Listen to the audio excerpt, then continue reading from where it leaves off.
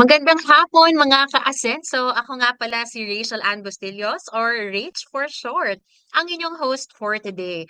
Welcome to our first Asenso Squad webinar, Family or Career. Why not both?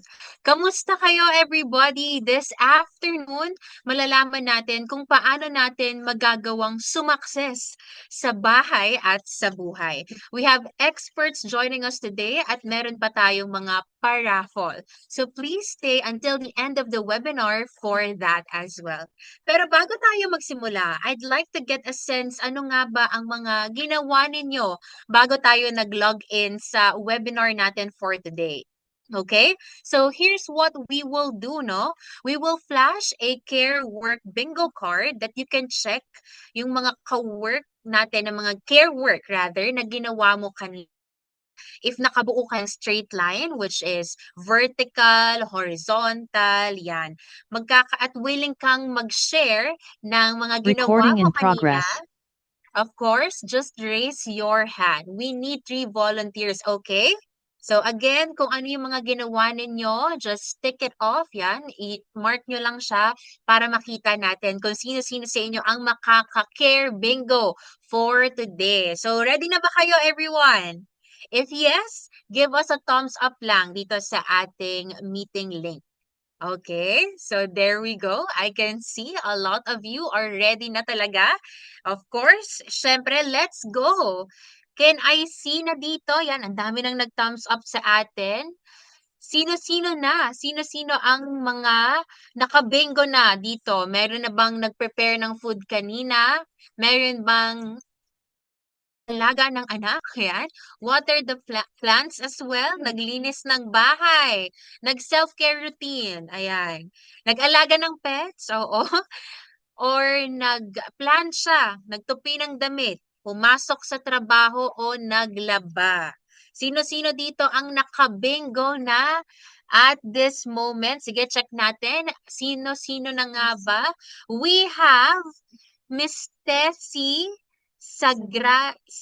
Sagadraka and Claire Santiago. Ayan, Miss Claire Santiago.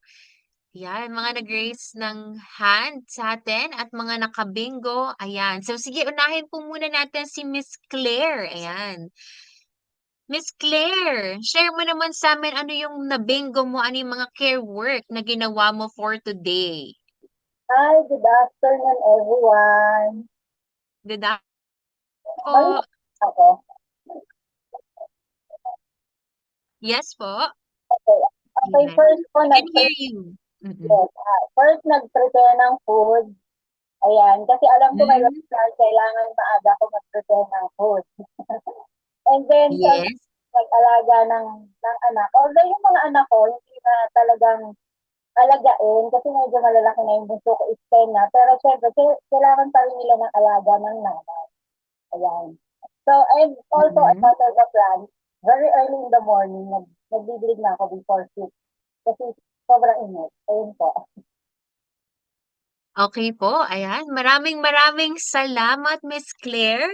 Yan, nakabingo si Miss Claire for today. So don't you worry, meron po tayong papremyo sa inyo for sharing yung Care Bingo experience niyo with us as well. Thank you so much. Tawagin naman natin si Miss Tessie. Ayan. Miss Tessie, you can open your microphone po. Ayan. Tingnan natin kung ano naman ang share sa atin ni Miss Tessie, no? Yes. Miss Tessie, hello. Nandyan po ba kayo sa ating meeting link ngayon? Yun. Hi, good morning, Yan. good Hi, good afternoon, sorry. morning. Good Opo, afternoon. opo, good afternoon. Um, Mali yung raise ng hand ko kasi hindi ko nakumpleto when you say bingo. Ang tanong po kasi ma'am, kung okay lang i-reframe kung nagawa yung lahat ng gawain.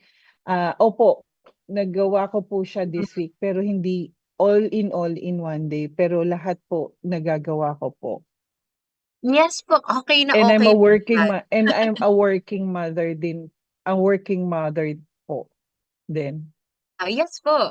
Yan, Thank congratulations you, po, ma'am. okey pa rin po yan, Miss Tessie 'no, okey na okey pa rin po yan. Indeed, maraming salamat po for that, naka-bingo pa rin po kayo despite na hindi niyo ginawa all in one day, yan nga sabi natin. As a super mom 'no, iba-iba pa rin ang ating mga schedule sa mga timelines natin at the same time. And lastly, tawagin po naman natin si Miss Teresa Martinez, yan. Miss Teresa, how are you? Ano po ang mga na bingo mo sa ating care bingo card, ayan. Actually, papunta akong work kanina. So, first, 4 AM pa lang, gumising na ako. Nag-prepare ako ng food, nagluto ako ng Wow! tinola for the kids. Tapos, sakto, nagising yung ano ko, yung youngest ko na 5 years old. So, Mm. syempre, nag-alaga muna ako ng anak. Pero bago Ah, sila gumising, ayun, nag-water muna ako ng plants and all that. Ayun, so, wow. feeling ko ang dami ko na na-check. Ayun po. Yes po. Congratulations po, Miss Teresa, 'no. Indeed, grabe sobrang dami nating nagagawa. Hindi lamang kumbaga ang simula ng araw ng ating mga mommies ay 4 AM, gano'n katindi, 'di ba? Yung mga anak ay nagigising pa lang ng 8 o'clock, 10 o'clock, mga gano'n. Pero ang mga mommies natin dito talaga namang napakaagang gumising. So congratulations po, 'no, sa lahat ng mga nag-share sa atin. We have Miss Tessie, Miss Claire, and Miss Teresa. Congratulations! Again and again, magkakaroon po kayo ng premyo sa amin. So don't you worry, magre-reach out po ang ating mga friends sa inyo. And again, thank you so much sa mga nag-share for today. At since ayan, nakapag-warm up na po ang bawat isa, ready na ba ang lahat sa mga pag-uusapan natin? Comment naman kayo ng ready na sa chat at mag-heart react naman kayo dyan. Okay, tingnan natin. Yan, nag-ready na ba sila? Yan, ready na daw. I can see a lot of chats here already. Nandito na sina Maria Teresa, Bel, Betsy, Pichi, Sarina, Michelle, and hello po sa ating 60 participants na nandito for today's webinar. Yan, ready na daw sila. So, hindi na natin to patatagalin pa. Now, to officially start our program, we're pleased to have with us Miss Lot Lisco, the Executive Director ng Oxfam Pilipinas. Ms. Lot has over 30 years of experience working in the development sector and has served in various leadership roles in Oxfam, including as Country Director with Oxfam Great Britain, Policy Director with Oxfam Hong Kong, and most recently as Country Director for Oxfam in the Philippines, during which she shepherded the transition of the Oxfam International in the Philippines into Oxfam Pilipinas and serve as its interim executive director. The floor is yours, Ms. Law. Salamat, Rach. Magandang hapon sa ating lahat. Mainit na pagbati sa ating lahat na nandito ngayon sa webinar ng Asenso Squad. At nakakatuwa naman yung ginawang opening activity ni Rach dahil kitang-kita talaga ang daming ginagawa ng nating mga kababaihan. Bago or bilang bahagi po ng aking pag-welcome sa ating lahat, gusto ko muna ipakilala ng konti ang Oxfam kasi baka hindi nalalaman ng lahat. Ang Oxfam po ay isang international organization na may 22 members in 22 countries, pero itong 22 members po na ito ay nagsusuporta ng trabaho in almost 80 countries, in 76 countries around the world. Isa po ang Oxfam Pilipinas sa 22 members ng Oxfam International at baka hindi nyo nalalaman, kung hindi nyo pa naririnig, ang Oxfam ay halos 4 na dekada na po kaming nandito sa Pilipinas at nakikipagtulungan sa mga local na NGOs, local partners at mga local na communities para tugunan ang nakikita naming napakalaking problema ngayon sa mundo, yung inequality o yung hindi pagkakapantay-pantay. Kami po ay naniniwala na yung usapin ng inequality or hindi pagkakapantay-pantay nakikita sa iba't ibang larangan ng lipunan at larangan ng buhay. Siguro isa na sa pinakamalapit sa aming puso na usapin ng hindi pagkakapantay-pantay ay makikita sa gender relations kung saan kadalasan tayo mga kababaihan ay hindi tinuturing na kasing halaga o may kasing pares na kakayahan sa iba pang lalo na sa kalalakihan. Kaya sa tingin namin sa Oxfam, napaka-importante na ang trabaho namin sa lahat ng aspeto ay sinusulong yung pagkakapantay-pantay sa gender relations. At para magawa ito ay kasama doon yung pag-aangat ng pagkilala, pag-aangat ng kakayahan ng mga kababaihan. At maniniwala kami na isang paraan para yun ay masakatuparan ay tingnan ano nga ba ang mga nagiging obstacles o balakid sa hindi pagkilala sa mga kababaihan. Meron po isang global research o global index, yung tinatawag na gender gap index na nagsasabi na ang mga kababaihan sa Pilipinas ay napakababa ng partisipasyon sa labor force. Ibig sabihin, hindi tayo nakikita sa paghahanap buhay sa formal sector. Bakit po ba ganon? At dahil kadalasan ang mga babae ay siyang may malaking responsibilidad sa pagganap ng mga gawaing bahay at natatali doon. Kaya sa tingin namin napakahalaga na para maging ganap at buo ang partisipasyon ng kababaihan sa labor force, sa mga economic opportunities. Bahagi nito yung pagkilala na ang mga responsibilidad sa bahay ay disproportionately ginagawa ng mga kababaihan.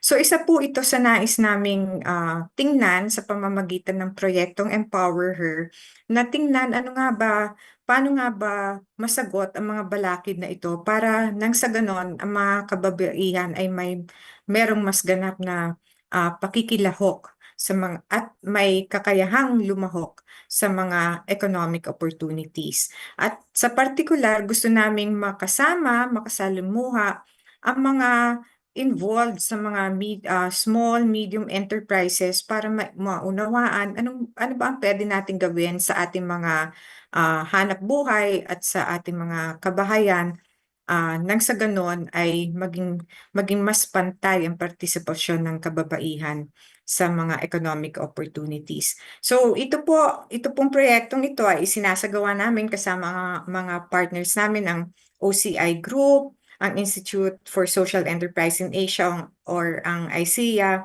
at nagpapasalamat kami sa suporta ng Investing in Women na isang inisyatiba ng Government of Australia. So sana po itong mga bagay na ito ay mas mapag-usapan pa natin sa hapon na ito.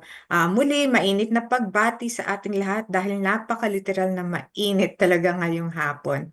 Salamat uli, Rach. Back to you. Thank you so much po, Miss Lot, for that very encouraging message for today. Indeed, hindi pa nagtatapos dito dahil nagsisimula pa lang tayo. Of course, hindi na natin patatagalin pa. Next up is we have Kim Arvin Patria, the Director of Campaigns and Communities of Practice for Investing in Women. Kim is an international development professional specializing in multi-stakeholder partnerships and advocacy marketing. He is currently supporting campaigns and communities of practice for women's economic empowerment led by partners in Vietnam, the Philippines, and Indonesia. Kim is a strong believer in localizing development programs, and he will be talking about making systems work for women's economic participation. Let us all welcome Arvin Patria. Maraming salamat, Rach. Magandang hapon po sa ating lahat. Ako po si Kim Patria, galing sa Investing in Women. Nabanggit nga ni Rach na kami ay initiative ng Australian government.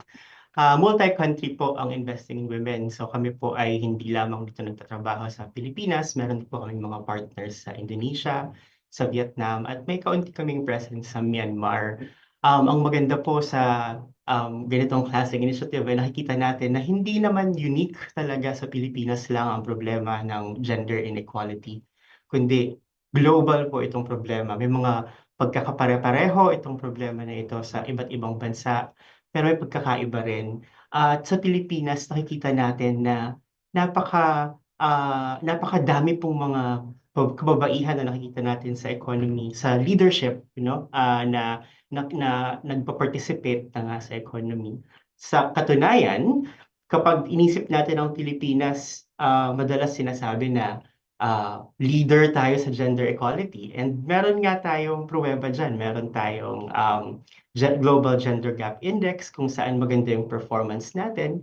Pero recently, medyo bumaba tayo. Sa most recent po na Global Gender Gap Report, 25th na lang tayo. Nung nagsimula itong reporting na ito, rank 6 tayo globally. So, maganda sigurong pag-isipan natin na ano nga ba ang mga factors na nakakaapekto sa participation ng kababaihan. Kami po sa Investing in Women, kapag pinag-uusapan po natin ang gender inequality, naniniwala kami na ito ay usapin hindi lamang para sa mga babae. Hindi lamang ang mga babae dapat ang nakikilahok sa ganitong usapin. Kaya naman, natutuwa ako na makita na may mga lalaki rin ngayon sa ating webinar. Kasi kapag tinanong natin itong tanong natin ng title sa webinar ngayon, family o career, why not both? Sa isang banda, magandang pag-isipan ng mga kababaihan nga na parang dapat nga ba na pabayaan ko ang aking trabaho o career para unahin ang pamilya? Valid po ang tanong na yun, pero para naman sa mga kalalakihan, dapat ba napabayaan ko ang pamilya ko? Ba't puro lang trabaho ang atupagin ko? Di ba? Puro lang negosyo ang atupagin ko. Naniniwala po kami na para magkaroon ng pagkakapantay-pantay, dapat ay pantay din ang pagkilala sa halaga ng gawaing bahay at ng pagninegosyo o paghahanap buhay. Isa rin po sa mga pinaniniwalaan naming prinsipyo sa Investing in Women ay ang tawag namin dito ay not fixing the system. Hindi namin kailangang ayusin o walang kailangang ayusin sa kababaihan. Marunong, magaling ang mga kababaihan.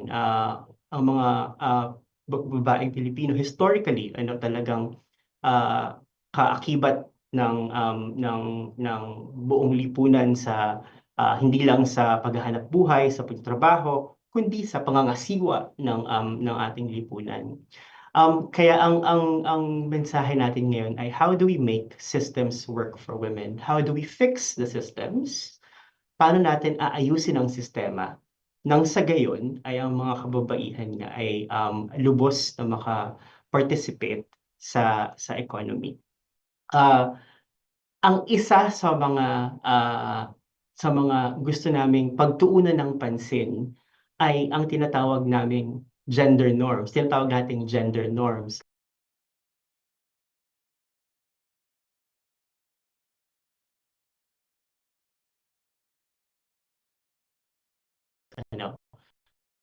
Medyo pasalimuot isipin kung ano nga ba ang gender norms kasi ito usually ay mga unwritten rules. Hindi pinag-uusapan minsan ng mga rules kung paano tayo dapat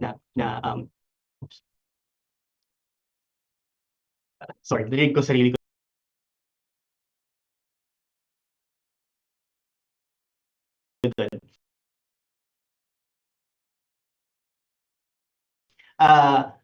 Kung ano yung expectations natin, ano yung inaasahan sa atin bilang isang babae o bilang isang lalaki. Madalas itong ay nakapigil sa full economic participation ng kababaihan. Isa sa mga importanteng pag-usapan ay ang gender norm or ang paniniwala na ang pag-alaga sa pamilya ay pangunahing trabaho, pangunahing gawain dapat ng mga babae at ang paghahanap buhay naman ay pangunahing gawain ng kalalakihan.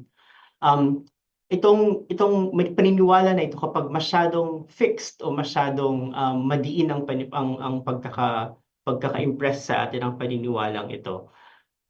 Yung mga kababaihan usually kahit na gusto nilang magtrabaho, hindi sila magtatrabaho kasi nga ayaw nilang mapag-usapan sila ng mga kapitbahay na pinapabayaan ng pamilya o ayaw nilang isipin ng kanilang mga kamag-anak, for example, na hindi nila priority ang kanilang pamilya.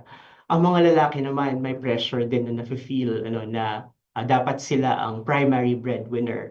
Kaya minsan din kapag mas mataas ang sahod ng babae, for example, sumasama ang loob ng mga lalaki o sabihin na natamaan ang pagkakalalaki ko. So, magkaakibat itong dalawang issue na ito. Kaya babalikan ko yung tanong natin ngayon, family o career, why not both?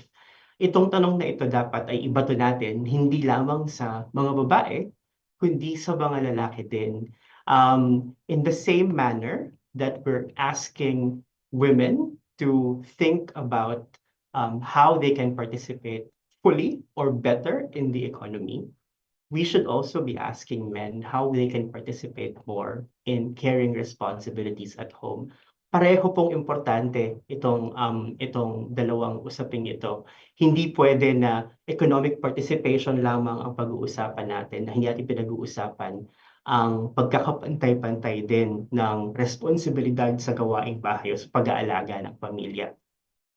Dahil alam natin na kung walang nag-aalaga sa pamilya, ang buong economy rin natin ay magdurusa o magsasuffer. So, yun po siguro ang gusto kong pag-isipan natin ngayong hapon, na paano natin din mabibitbit itong usaping ito sa kalalakihan. Paano natin maiimbitahan din ng mga kalalakihan sa ganitong klaseng mga pag-uusap, at paano natin maiimbitahan sila lalo pa na mas lalong makilahok sa gawaing bahay at sa pag-aalaga ng pamilya. Sa muli, maraming salamat po at sana po ay makabuluhan ang ating usapan ngayong hapon. Maraming salamat, Kim. Indeed, no, it is very, very important na sa atin na hindi lang tayo nakastick na lang sa gender norms natin, no. As we move forward, this is really an indication na marami tayong matututunan this afternoon. All right, I do hope marami kayong nakuha doon sa unang part ng ating webinar. But before we move on sa main part ng ating discussions today, we would like to show a video that captures yung mga usual na nararanasan ng mga babae o nanay sa ating mga tahanan. Let's watch this.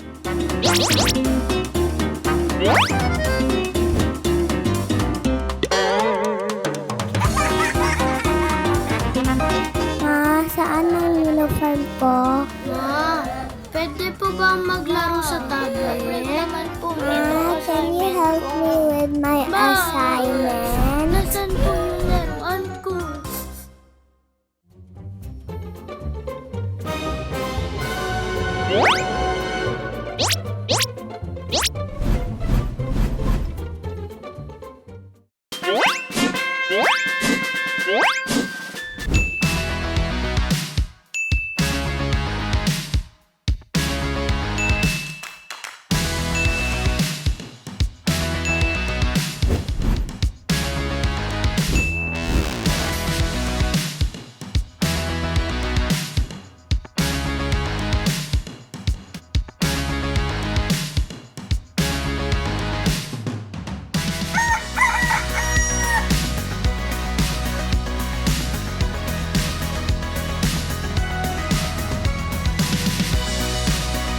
Kaya na namin to. Team tayo, ma.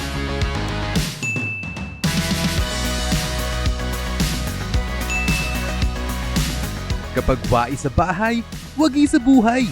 Shared responsibilities equal shared success. Kapag nagtutulungan, umaasenso ang buong pamilya. Join Asenso Squad on Facebook. Nako, sigurado maraming nakaka-relate dito sa ating video na napanood. Tama po ba? Ayan, kung nakarelate kayo, syempre magbigay naman kayo ng thumbs up dyan. Thumbs up reaction dito sa ating chat box. Ayan. Grabe no, sabi dito no, hindi lang basta-basta mother load, but mothering at the same time. Doon talaga natin nakuha yun eh, yung part na yun. But of course, syempre, in one way or another, alam ko na nakarelate tayo sa video natin. Ang dami ditong nag-share ng kanilang like react. Yan. Kung nakaka-relate kayo sa video natin, please let us know how you feel by answering yung poll natin dito sa inyong mga screens. Ayan. Meron tayong mga questions dito. Number 1. Nakikita nyo dito, nag-pop up na yan sa inyong meeting link right now. Yan, nakarelate ako sa video. Pili kayo ng isa. Sobrang nakarelate ako, medyo lang nakarelate ako, or hindi relate. O pangalawa naman, sa bahay namin, si mommy ang gumagawa ng gawaing bahay. So, pili din kayo ng isa dyan, ang mga kababaihan, ang mga kalalakihan, o patas lang sa mga kalalakihan at kababaihan, o yung nahati ang ating care work. Of course, sa atin din also, sa tingin mo gaano kataas ang chance na gagawin mo o ipopromote mo ang patas na pagkakahati-hati ng care work sa bahay, sa trabaho o komunidad mo? Okay, mataas na mataas, medyo mataas, hindi ko pa sure or ewan ko pa. Hindi masyadong mataas o walang chance. Yan. Share nyo naman yan sa ating poll right now. Makikita natin yan. We can see a lot of you na nagsasagot na dito sa ating meeting link right now. Once again, yan, sagutan nyo yung 1, 2, 3 natin na poll questions. Nako, very important talaga no na nakikita natin yung pagkakahati-hati ng mga ginagawa natin at the same time sa ating care work. Usually kasi nakikinig lang tayo, naririnig lang natin yan. Payag ka ba sa 50-50? Yan, sa mga kabataan ngayon, di ba? Payag ka ba sa 50-50? Pag hindi daw pumayag yung babae sa 50-50, ayaw na nung lalaki minsan. Or kaya naman kabaliktaran, pag hindi naman pumayag ang mga kababaihan sa 50-50, umaayaw naman din sila. So, dapat hindi lang siya nagko-cross sa financial, di ba? But also the care work at the same time. Okay? So, yun, no? Salamat na salamat. Of course, at meron tayo ditong tally sa ating screens right now. Yan, 66% ang mga nakarelate no, sa ating first question. 32% ang hindi nakarelate. Nako, ang mga hindi nakarelate dyan, ang haba po siguro ng inyong mga hair. Of course, we are happy na talagang na-distribute well ang ating care work sa ating mga pamilya. Of course, meron din dito na 32%. Sa second question natin, 32% ang mga kababaihan ang gumagawa ng care work or gawaing bahay. Ayan, tingnan natin kung meron dito 63% patas. Wow, that's very nice, no? Nakakatuwa na hindi pa man tayo talagang natatapos sa ating event natin or sa ating webinar. It's still really nice to see these numbers na ang mga kababaihan ngayon ay hindi na lamang nag-iisa sa kanilang mga tahanan, bagkus meron na silang katuwang hindi lamang sa pinansyal na pamumuhay, but also sa kanilang gawaing bahay, no? Talagang matutuwa kang umuwi, masasayahan kang umuwi na pag galing ka sa trabaho, malinis na yung bahay ninyo, na palitan na ng diaper si baby, 'di ba? Hindi natin pwedeng ma-limit yung mga ginagawa natin. And of course, siyempre, meron din dito sa question number 3 naman natin, sa bahay namin, tulong-tulong kami sa gawain. 76% ang mataas na mataas ang chance. Wow, grabe. Sobrang nakikita natin dito na talagang hindi na nag-iisa ang ating mga kababaihan sa bahay, no? It's well distributed na right now. And 24% lang ang medyo mataas. So, marami dito sa ating mga kababaihan na natutulungan na talaga ng ating mga kapamilya. And it's very, very nice to see that we are thriving, no? Hindi lang sa financial nating mga buhay but also sa bahay natin. Kasi mahirap talaga na na pagka-uwi natin magsasaing, maglilinis, maghuhugas ng pinggan, lahat-lahat na lang. But it's well distributed now sa ating mga bahay and nakarelate din talaga. Ayan, thank you so much sa lahat ng sumagot sa ating poll. And congratulations because I know na pagkatapos po ng webinar natin to, mas tataas pa yung mga kababaihan natin doon sa bracket natin na talagang nakaka-relate and of course na tulong-tulong ang ating mga pamilya. Ayan, congratulations po at salamat sa mga nag-participate sa atin for today. Ngayon naman, mas iintindihin natin ang usapin ng care at domestic work at epekto nito sa ating pag-asenso with the help of our next speaker. Our next speaker is Prof. Rowena Lagiles Timog.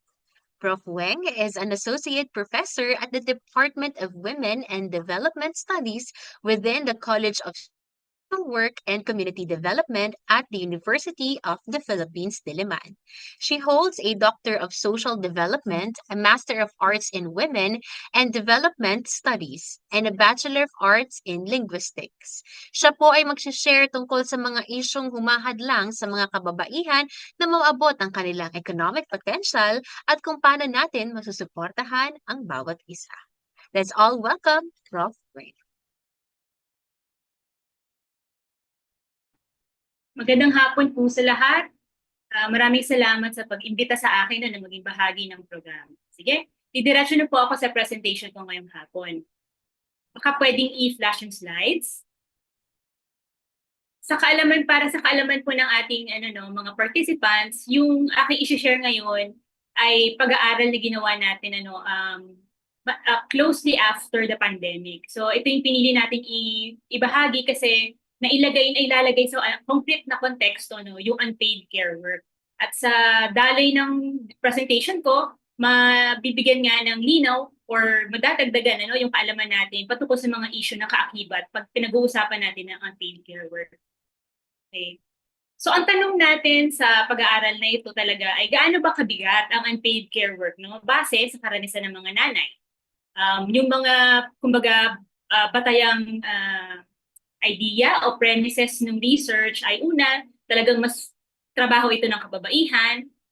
Pangalawa, considered siyang invisible na trabaho, hindi nabibigyan ng recognition, pagkilala. Pangatlo, yung halaga niya o yung importansya niya ay hindi lang dahil may direktang benefit yung mga tao na naaalagaan ng isang nanay, halimbawa na gumagawa ng paid care work. Pero meron din siyang napopromote na klase ng kultura, ng care bilang kultura na magandang palitawin. At ayun nga, yung pandemic as a context, lumabas kasi yung mga maraming issue na madaling matabunan pre-pandemic. Kaya maganda siyang tingnan bilang kaso kung paano talaga nag-play out yung unpaid care work.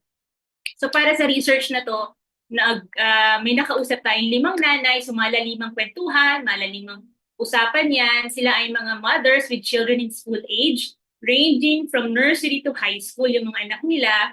Tapos walang mga hired helpers sa kanilang mga kabahayan. So ang average age ng mga nanay na nakausap natin ay 33, ng mga batang younger na population. Yung karamihan sa kanila ay may income work din, Yung iba ay BHW, barangay health workers, meron din isa na nagtitinda ng mga pagkain, nananahi, etc. Yung dalawa sa kanila nakatira sa bahay ng in-laws nila, pamilya ng asawa nilang lalaki. Tapos may isa rin na solo parent, may isa rin nakatira pa sa magulang niya, kasama ng mga kapatid niya. Tapos may isa rin na nanay na may deaf na child. Ayun. So in short, varied yung ating mga participants. Sinubukan natin na maging diverse yung set ng participants. Yun. Batayang konsepto ulit, ang perspective ng pag-aaral natin ay mataas yung tingin natin sa care work, Samantalang pinoproblematize natin na burden ito ng mga kababaihan, ang pananaw natin mataas at mahalaga ang trabahong care work. Kung walang care work, sabi rin ng speaker kanina, mukhang walang mabubuhay sa mundo. Pangalawa, hindi mechanical ang care work, pwedeng pag inoobserbahan natin ang care work na paglilinis sa bahay, pagluluto, pag-aalaga ng bata, mukhang very physical lang siya na work, pero hindi. Kasi kasama doon yung pakialam, concern nung nagsasagawa ng unpaid care work doon sa kung sino man yung pinagbibigyan niya ng care work na yun. So hindi siya mechanical na trabaho. Isa pang pananaw natin na bilang ang mga kababaihan mas madalas na nagtatrabaho ng unpaid care work, yung kanilang karanasan ay mayaman na source ng kaalaman para sa pag-intindi natin ng unpaid care work. At panghuli lang, critical yung appreciation natin. Ayaw naman din natin i-romanticize, of course, ang unpaid care work bilang burden ng kababaihan. Critical tayo, ibig sabihin, nasabi natin na hindi ito natural na order of things, Kailangan nga natin usasain. Okay, so yung ilan sa mga insights lang ang i-share ko sa inyo. So halimbawa, nakita natin una na nung pandemya, talagang yung mga nanay na nakausap natin ang nagsagawa ng halos lahat talaga ng care work para sa pamilya, kasama yung pagluluto, yung usual pre-pandemic, but additionally, yung mga umusbong na dagdag na trabaho tulad ng pagtuturo sa mga anak dahil sa homeschooling. No, yung remote education, talagang sila yan with little to no help from others in the family or even the community. Ngayon, pangalawang nakita natin na itong mga nanay na to, regardless kung handa sila sa trabaho ng unpaid care work, ginawa nila ito once they had to, no? They stepped up to meet the demand of the situation, no? Wala silang formal training, walang bayad, pero talagang yun nga, nakakamangha na nag-step up sila, they learned along the way, with whatever resource na meron sila para tugunan yung pangangailangan ng pamilya o community. Yun. Pangatlong punto, ang care work ay malinaw para sa mga nanay na trabaho yon. So, maganda para sa akin maganda to kasi sila mismo, no, yung mga nanay kinikilala na oo, trabaho ito at mabigat at importanteng trabaho. Second set of observations, ayun nga, na-reinforce no yung ating kaalaman na kapag kung walang care work, lalo na nung pandemic, mukhang survival would have been even more difficult, no? Pangalawa, pag sinabi nga natin unpaid care work, may iba't ibang klase yan, no? Pwedeng yung household management, sa pets, sa pag-alaga sa bata o sa nakatatanda. Pero yung nakita din natin, factor din pala yung edad ng bata o kaya yung stage sa married life, no? Halimbawa, iba yung care work na aasahan sa kung ang mag-asawa ay nagsisimula pa lang, kumpara sa kung medyo nakapagpundar na sila, nakapag-set na ng sariling tahanan, etc. Emphasize din natin na ang care work ay physical, emotional, mental, and even social and cultural work. Hindi siya unidimensional, which all the more demonstrates kung gaano siya ka-importante. Sunod, lahat ng mga nanay may pakiramdam ng pagiging confined, tali sa bahay because of their unpaid care work na patong-patong. At napalala ito ng mga polisiya. At saka yung bilang polisiya, but the general feeling of fear and parang tentativeness noong pandemic. No? Tapos, huli natin na observasyon, given all of this, parang talaga, clearly na hindi rationable o makatarungan na iasa sa nanay lahat ng kailangang unpaid care work para sa pamilya man o komunidad. On women as carers lang, may mga patterns pa tayo nakita, no? Turning point madalas ang marriage, ang pag-aasawa o pagbubuntis sa buhay ng asawa para talagang ma-push siya to take on unpaid care work. No? May mga nanay na nagre-recall, mas maganda pa nung dalaga ako, hinahatiran ako ng pagkain, may naglalabon ng mga damit ko, pero once pag ikaw na daw ang nanay, o pag may anak ka na, may asawa ka na, ikaw na. May ganoon silang konsepto sa sarili nila o sa role nila. Sa kabilang banda, kita din natin yung obserbasyon nila, hindi nga obserbasyon sa kwento nila, no, lumilitaw na grabe yung sense of entitlement ng mga kalalakihang asawa nila pagdating sa unpaid care work. At saka, hindi lang sa hindi paggawa ng unpaid care work, pero sa paglalaan ng oras at resources para sa enjoyment, sa leisure, no? So, may mga asawang, halimbawa, hindi man lang malabhan yung mga damit panloob kasi hindi daw siya marunong. O kaya meron ding mga asawang lalaki na talagang non-negotiable sa kanila yung sabong, no? As part of their daily or weekly routine and expenses. Nandyan din yung observation natin na talagang nag-i-intersect o nagpo-cruise ng landas, no? Yung pagiging babae at saka yung sitwasyon pagdating sa economic na status ng babae. So halimbawa doon kasi sa lugar, no, sa ating research site, mahirap ang tubig, ang access sa tubig, tapos bahain pa yung lugar. So itong mga sitwasyon na to dumadagdag pang lalo sa kanilang mga gawaing bahay. Siyempre, yung mga polisiya noong pandemya na marami na nagsasabi niya sa literatura na affirm din no, na talagang walang gender perspective, kaya mas mahirap para sa kababaihan to get by during that time. And then, napansin din natin na hindi naman totally passive yung mga nanay sa sitwasyon. They also did active self-care. social support, and they had social support and networks, and they also reached out for help. So, halimbawa, yung iba, nung medyo maluwag na yung restrictions, may nagpapaparlor, may pumupunta at nakikipag-meet sa mga barkada, may humihingi ng tulong sa kapitbahay, no? So, itong mga ganitong coping mechanism, yung basa natin, ito yung mga entry point na pwede rin natin silang suportahan. Okay. Yung isang assertion natin din ay ang care, the work, no? Not just the benefit, is for everyone. Yung nanay nga, again, alam nila yung weight, yung bigat ng care work, no? Kaya nga ginagawa nila eh. Alam nilang mahalaga. Pero alam din nila na mabigat ito at hindi sila nagde-deny that they need help, no? Pangalawang punto siguro na emphasize ko on this slide, yung mga nanay ay hindi pinanganak na magaling na sa care work, no? Natutunan nila to, pinag-aralan nila to, dinesisyon nila na gawin. Ibig sabihin, everyone can also do it, regardless of anyone's gender, no? Okay.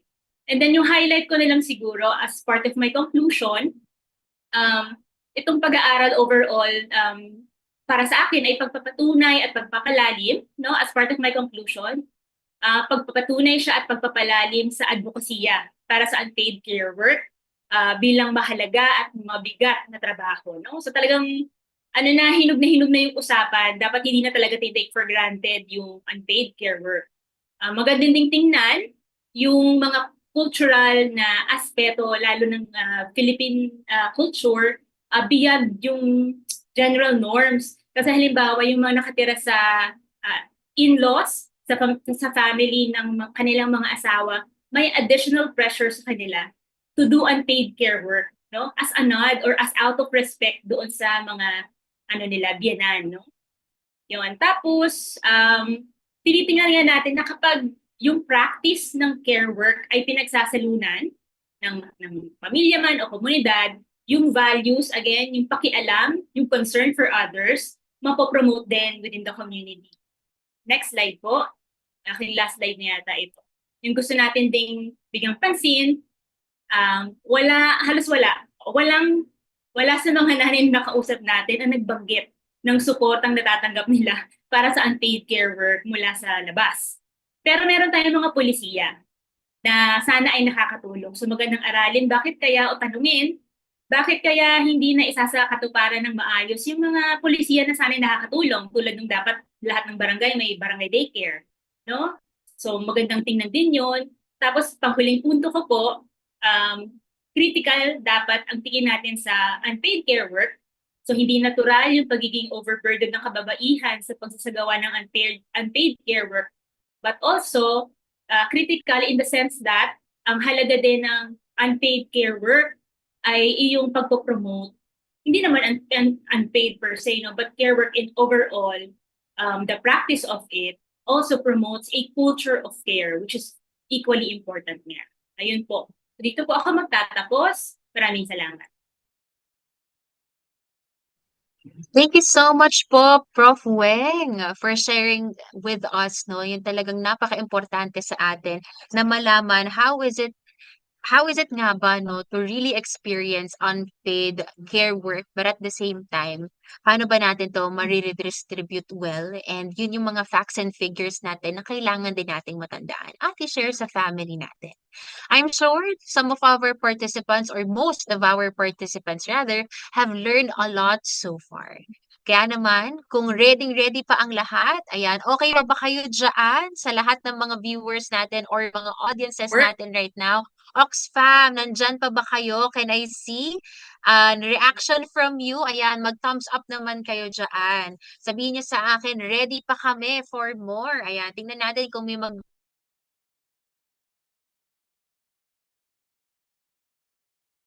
dito ng ready pa sila. Okay, I can see a reaction from. So now, we will move on to our next speaker. Okay, let's move on to our next speaker from the Philippine Commission on Women, Dr. Macario Pisaya. Dr. Husayan is the Chief Gender and Development Specialist of Sectoral Coordination Division of the Philippine Commission on Women. His work has been relevant in guiding the gender and development initiatives of PCW in the country. He has a broad experience in network building with civil society organizations where he has participated in strategy development, policy advocacy, lobbying, research, and organizational development roles. Additionally, Dr. Husayan will also give us a perspective on the role of men in supporting at home. Let us all welcome Dr. Husayan.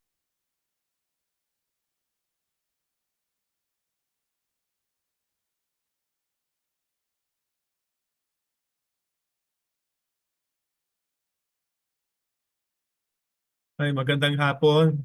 Sorry, nagkaroon ako ng nagkaroon nag-lag ang aking internet. So magandang hapon po sa ating lahat at siguro sa ngayon ay marami na tayong natutunan. So hindi ko kasi makikita kung ilan ba yung kalalakihan na nasa ating participants ngayon. Kasi karamihan kanina sa nakita ko ay mga kababaihan. I hope may mga kalalakihan din dito nakasama ngayon para nang sa ganon ay mas mapalawak natin yung pagbahagi, hindi lamang sa kababaihan na sila yung mas concerned, but also yung mga kalalakihan din. So yung aking topic po na ibahagi sa hapong ito ay about shared care, shared success. Why unpaid care matters for everyone. So diretso na po ako sa presentation.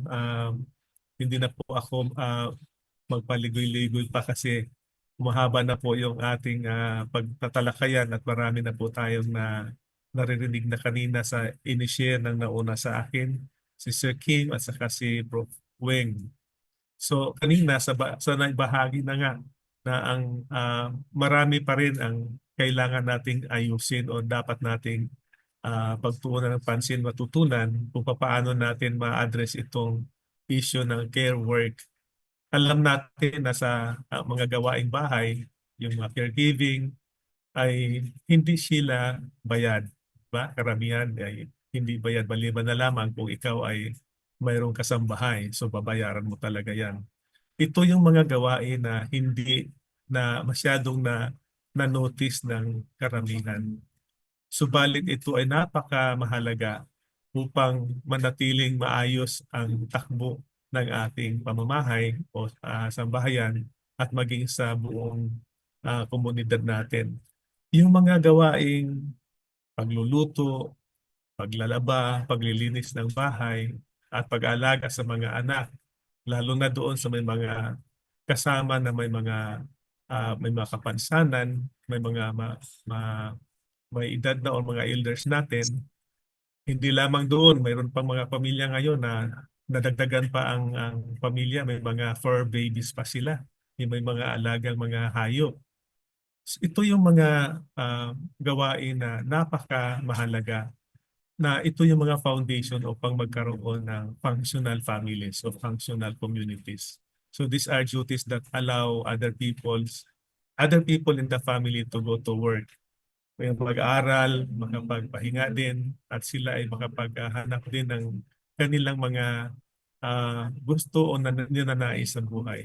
Kung walang gumagawa ng care work, ay talagang mahihirapan ang bawat pamilya, bawat tahanan.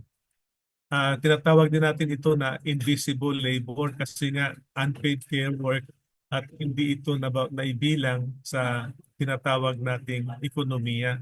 Hindi ito nabigyan ng halaga, hindi nabigyan ng value. Kaya kung pag-usapan natin yung ating gross national product or gross national or domestic product, ay hindi ito kabilang, hindi ito nabigyan ng halaga. So, at alam naman natin na kung wala itong care work na ito, without it, society will grind to a halt, titigil ang lahat dahil una, halimbawa kung ako ay may trabaho, nagtatrabaho ako at walang magbibigay din sa akin ng suporta sa pangangailangan ko pagdating sa bahay or ano man ang aking mga pangangailangan na ako na rin halimbawa babae na may anak, may asawa at hindi matutulungan sa kanyang gawain ay hindi na wala ng panahon upang makapaghanapan ng trabaho. Next slide. Globally, makikita natin, nalaman natin na sinasabi sa mga statistika na ang kababaihan ay 3 beses na gumagawa ng mga unpaid care work kumpara sa mga kalalakihan.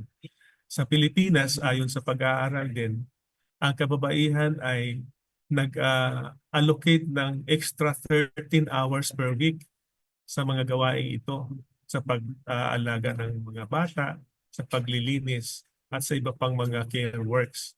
So ito, dahil dito sa mga gawain ito, lalo na sa mga kababaihan, wala na silang panahon upang makapagtrabaho or makapag-aral or makapagpahinga. Sabi nga, ang iba halos wala ng tulog, wala ng pahinga ang kababaihan.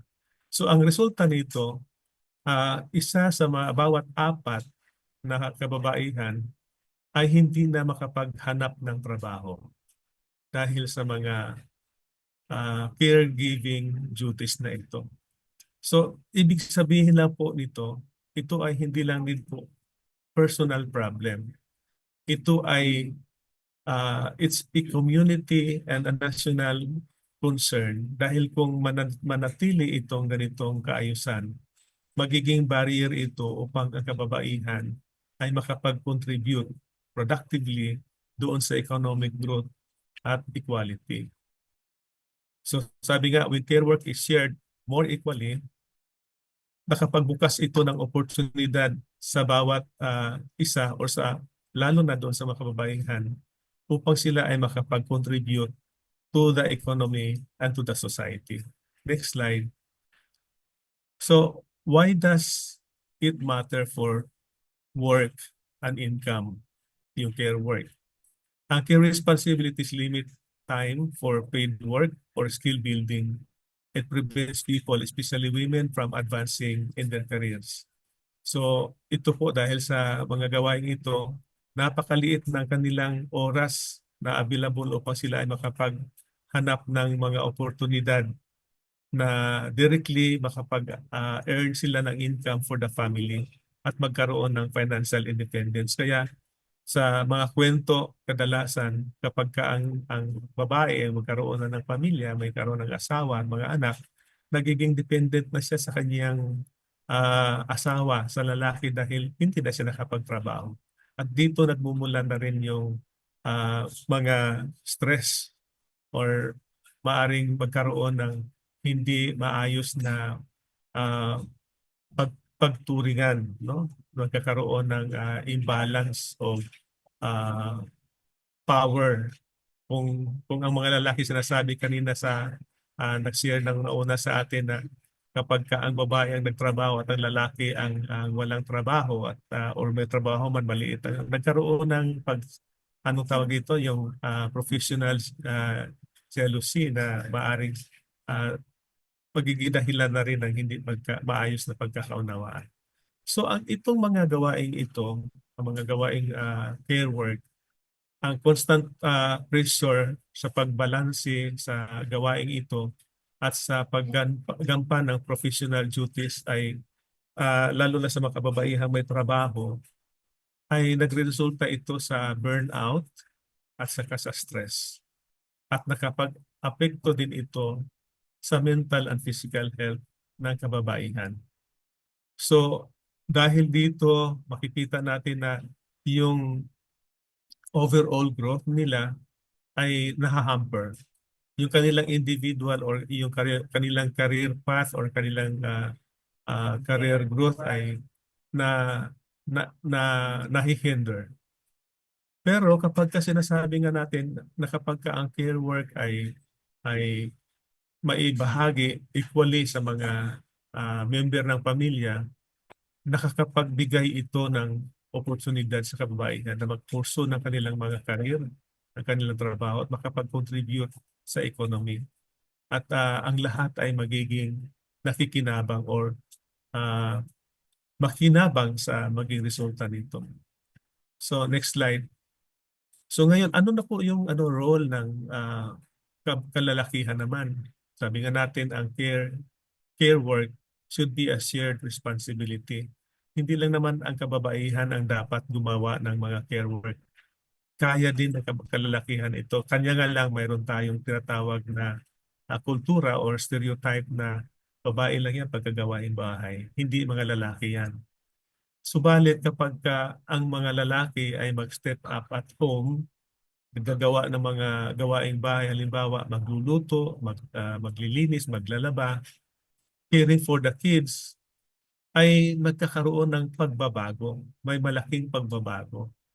So yung sharing of the load means women have more time to work, study, or rest. Dito ba sa ating mga participants ngayon? Dito sa mga kalalakihan lalo na? Or kahit na sa mga kababaihan na participants natin, kayo ba ay marunong magluto? Tinutulungan ba ninyo ang inyong mga magulang, nanay ninyo at tatay niyo sa pagluluto, sa paglalaba, sa pag-alaga ng mga maliliit niyong kapatid? Mayroon bang gumagawa noon? Or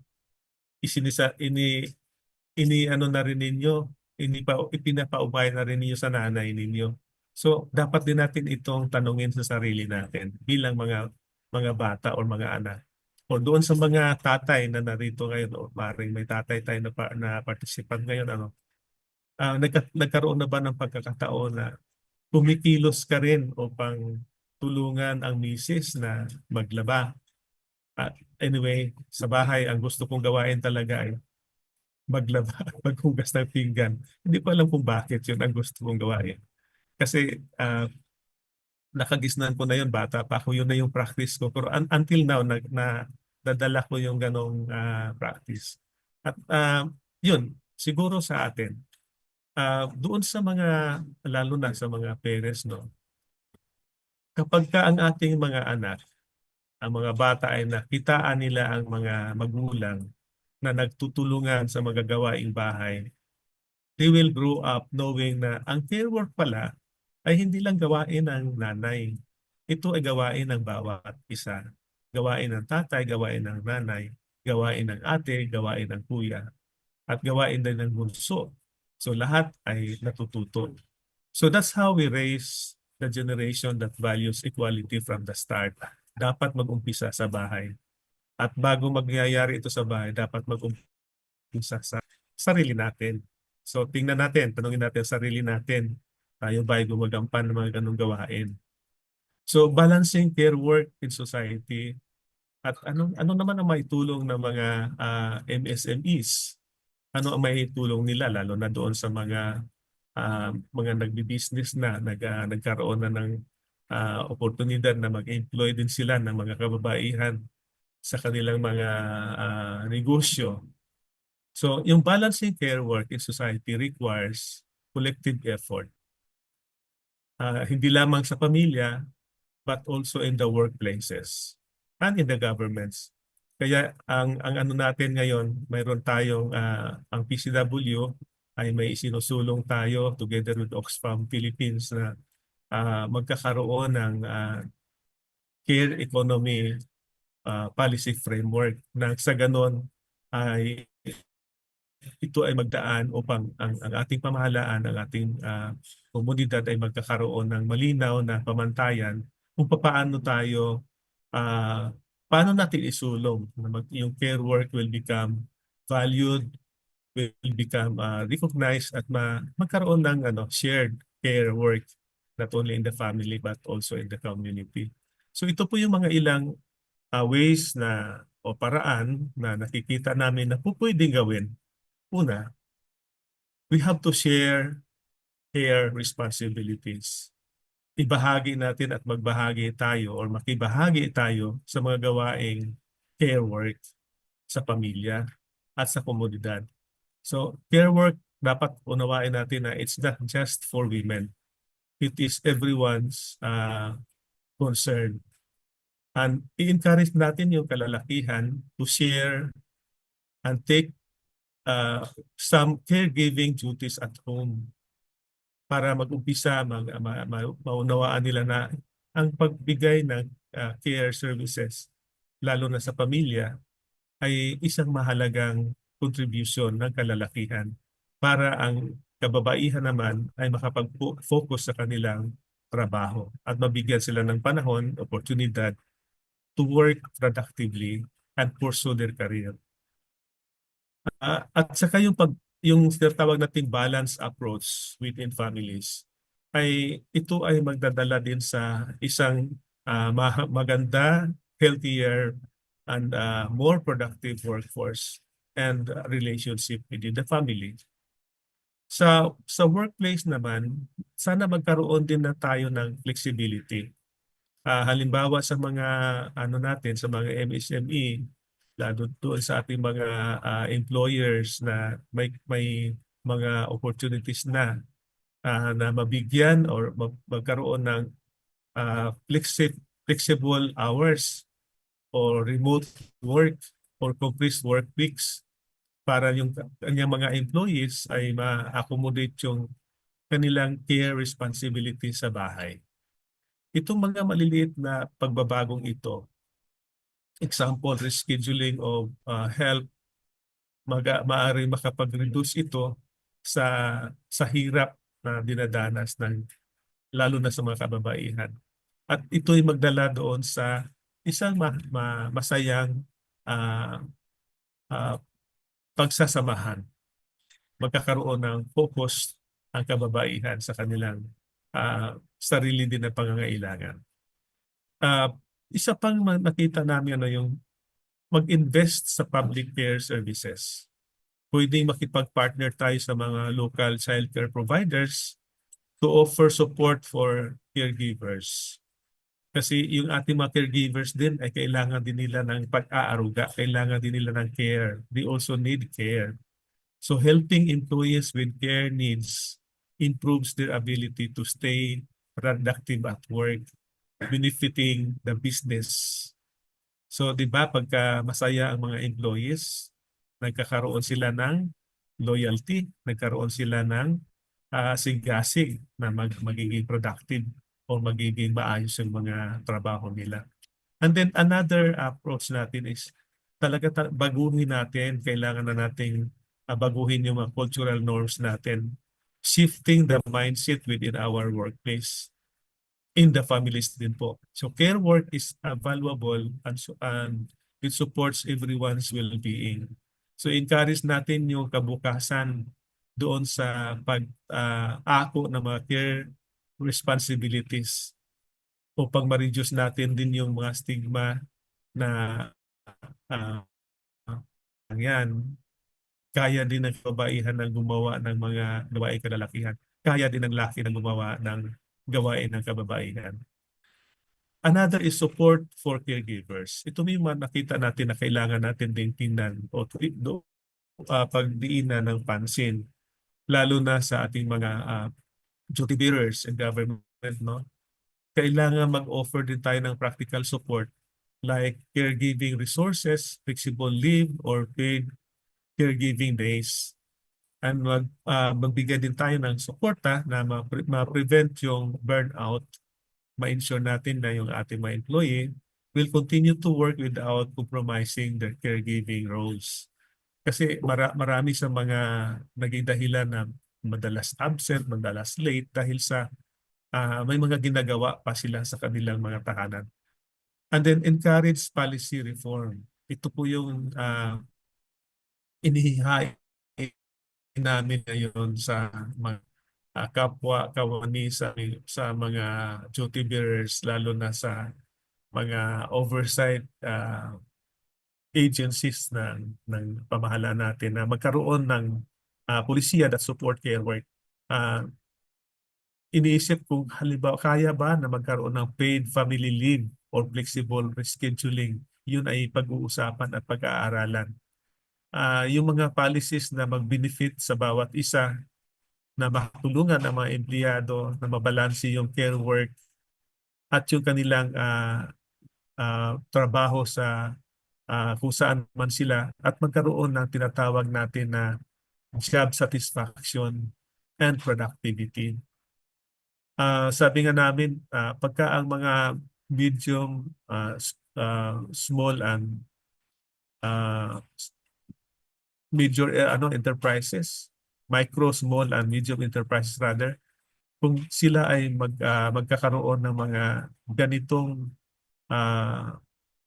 changes to make care work a priority both sa employees at sa business nila, ito ay mag-benefit din sa, in the end, sa business din po nila. So when we balance care work, it will allow everyone to thrive.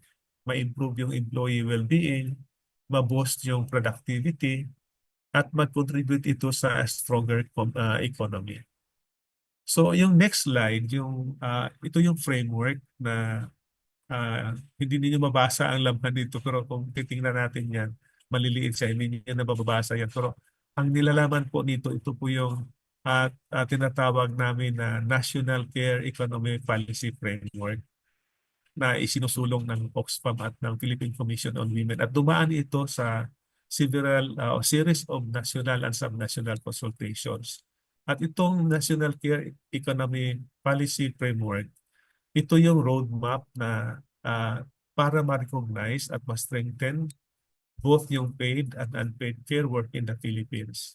At ito yung magdala sa ating sociedad into become a care society, a caring society, where care becomes visible, where care work is valued, and care work is shared by all.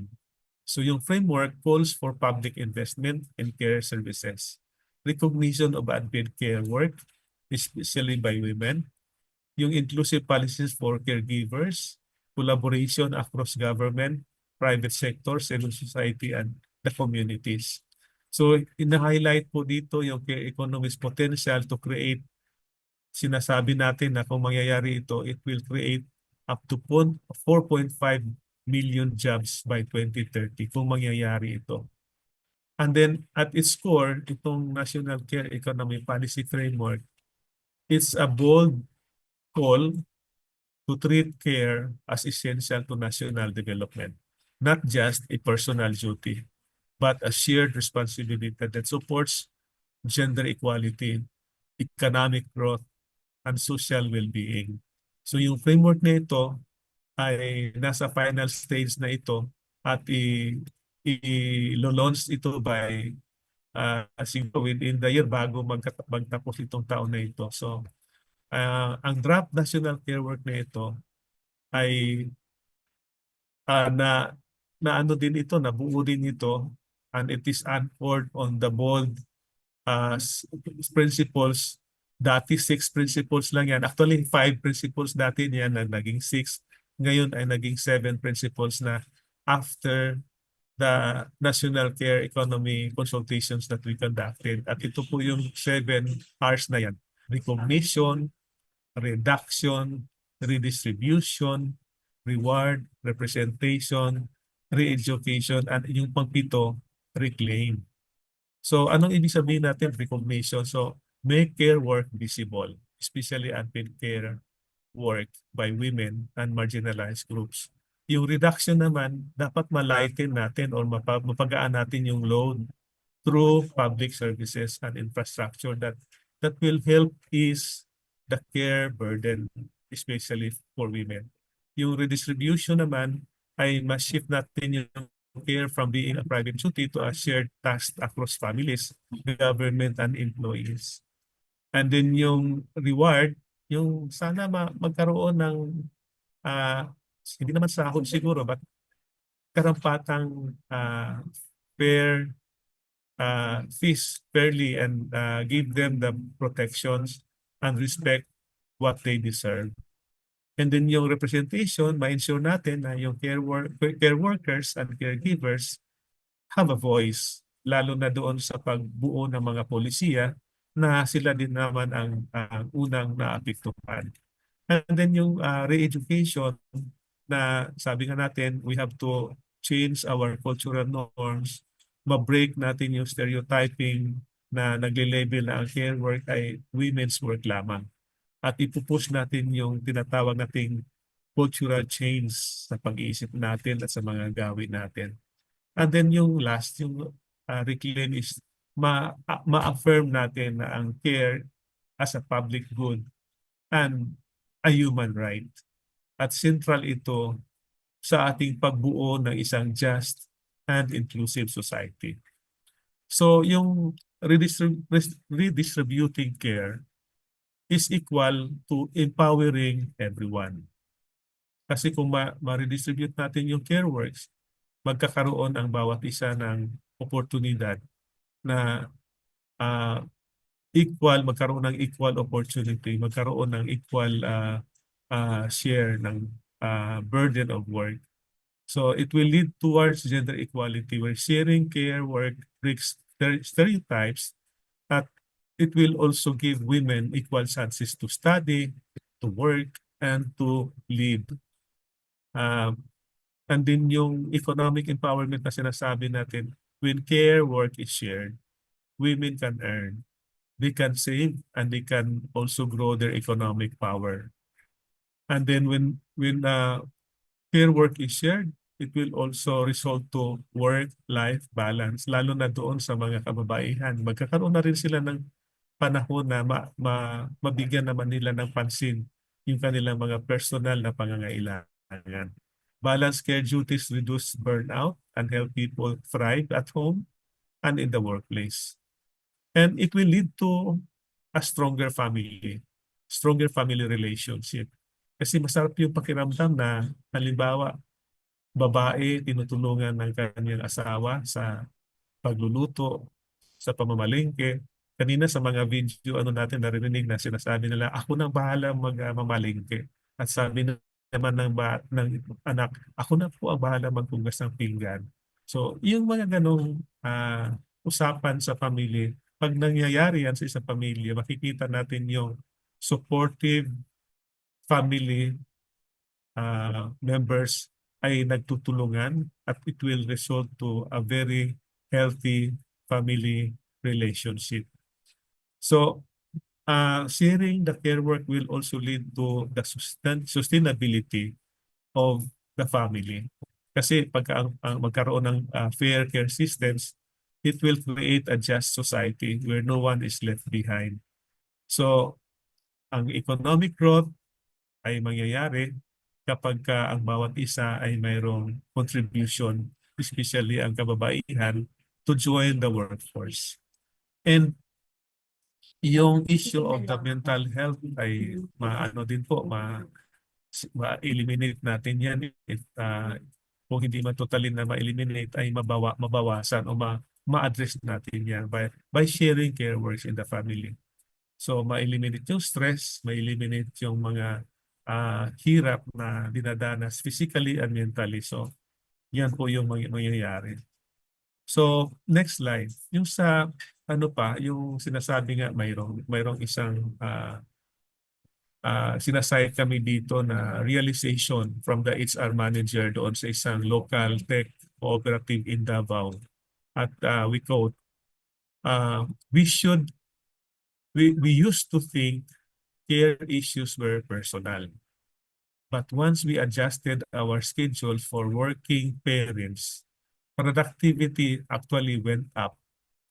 People were happier and more focused. Ito po yung sinasabi ng HR ng local tech cooperative in Davao. So concrete experience ito when they adjusted their schedules to accommodate yung mga concern ng mga working parents. So itong quote na ito it just show to us na a common shift in the mindset will result to good output or outcome. So maraming mga businesses see caregiving as something that happens outside of work. Yun ang kanilang pananaw. Wala kami pakialam dyan. Basta ang business namin, employed namin kayo, dito nagtrabaho kayo, wala kami pakialam sa inyong care work sa tahanan ninyo. But the truth is, when workers are stressed about their care responsibilities at home, affected sila, hindi sila makapag-focus. Sino ba namang nanay ang makapag-focus sa trabaho kapag alam niya na ang iniwan niya yung kanyang anak na may sakit, na kanyang parents na walang kakayahang bumangon ay walang nag-aalaga dahil siya ang naka-schedule na dapat mag-alaga at walang mag-alaga ngayon na nasa trabaho siya. So, itong Tech Co-op in Davao, nakagawa sila ng isang maliit na pagbabago by merely adjusting the schedules of the working parents.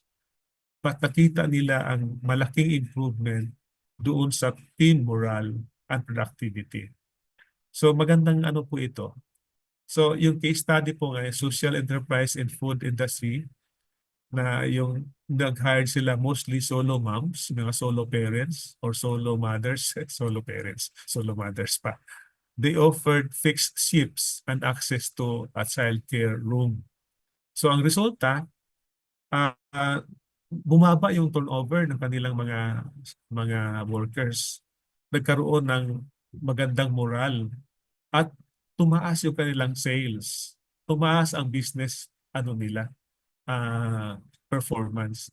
So this is another great example that is relevant to small businesses. A food-based social enterprise intentionally hire solo moms. Bakit kaya? Sila yung mga mayroong mga tawag dito, hinaharap na mga challenges in balancing their work and care. So they offered consistent work hours and a childcare space. So ano ang result kung mangyari ito? Yung fewer absences, higher team spirit, better sales. And it proves that supporting care needs isn't a cost. Actually, it is an investment in your people, kung kayo yung may-ari ng business, and in your business. So yun po yung ating nakikita. So, next slide. Finally, yung mga takeaway na natin, sa final takeaway, care work is not just a family issue. It is a national and economic issue. So unpaid care work drives the economy by supporting the workforce. But when it fails on women without compensation, it limits their economic participation. Sharing caregiving responsibilities helps achieve gender equality at ma-enable natin yung mga kababaihan to work and pursue their careers at mag-benefit yung businesses at yung economy. So yung pag-support natin sa care work, such as providing flexible hours and childcare, it will help boost productivity by reducing stress at mai-prevent yung mga workers from leaving their jobs due to caregiving duties. When care is shared equally, more people can contribute to the workforce, driving higher productivity, innovation, and economic growth. So yung fair distribution of care work can create a more inclusive society, reduces poverty, and strengthens families, which in turn supports a more sustainable economy. When care is shared, everyone wins. Panalo lahat.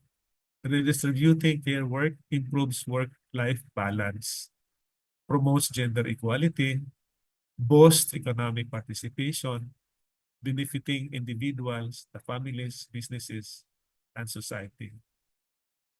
So, ang tanong ngayon, ano pwede mong gawin starting today? What can you do? What you can do starting today? So, kayo ngayon na nakikinig sa usapang ito, then you can begin sharing, talk about responsibilities at home. Start the conversations with your family members, sa inyong mga esposo, esposa, sa inyong mga anak. And then support women co-workers na nagja-juggle ng work, ng care work at saka ng kanilang work. So kung may kakilala kayo na kaibigan na struggling to balance work and caregiving, baka pwede mag-offer kayo ng support. This could be a simple and simple gesture, and understanding when they need flexibility, or ma-encourage natin sila na magampanan yung kanilang gawain by us, their friend, na makakatulong tayo sa kanila. So And then encourage care-aware workplace practices.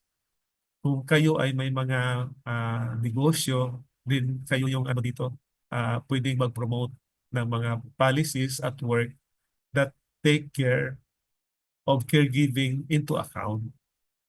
Pagbibigay ng equal parental leave for both parents, emergency care leaves, or dedicated spaces for breastfeeding, for example. A workplace that understands the challenges of caregiving is more supportive for everyone. So, mag-ano din tayo, makisaling tayo sa mga usapin on care, engage in discussions about caregiving, whether sa trabaho or sa ating community or sa atong pamilya.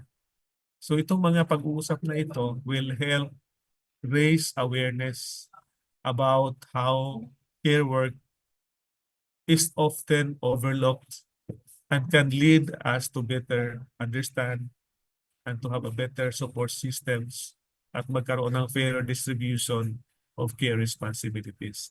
So ito yung mga simple things that we can do. And when you do this, kayo na yung mga, anong tawag dito, mga heroes of care work. So we can all contribute to creating more balance and fairness in both in the workplace and at home.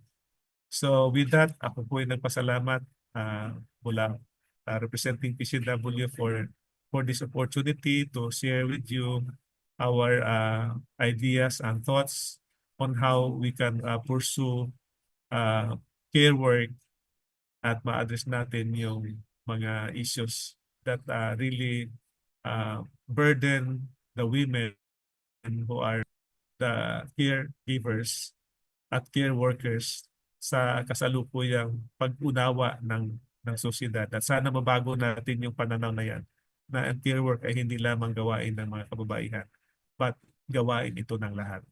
So maraming salamat po sa inyong lahat at sana may natutunan kayo. Thank you. Thank you so much po, Dr. Husayan, for your insightful presentation. I'm sure maraming natutunan ng ating mga participants sa inyong mga shinare. And of course, ngayon naman, pag-uusapan natin kung paano ba tayo magiging wais at wagi sa buhay with our experts, of course, Prof. Weng and Dr. Husayan. Plus, we will also answer your questions. There is a Q&A button sa baba ng inyong screen. I believe mayroon ng mga nagsisimulang magtanong. You may click that button and write your questions there para maitanong po natin sa ating mga beloved speakers as well. Okay?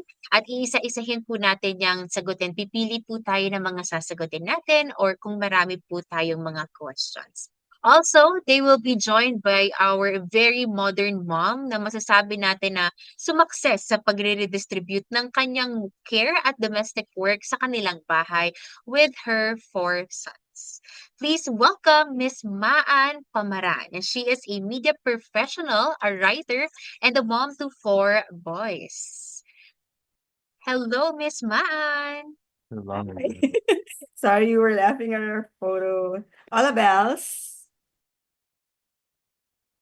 Yeah, there we go. Hello, Miss Maan.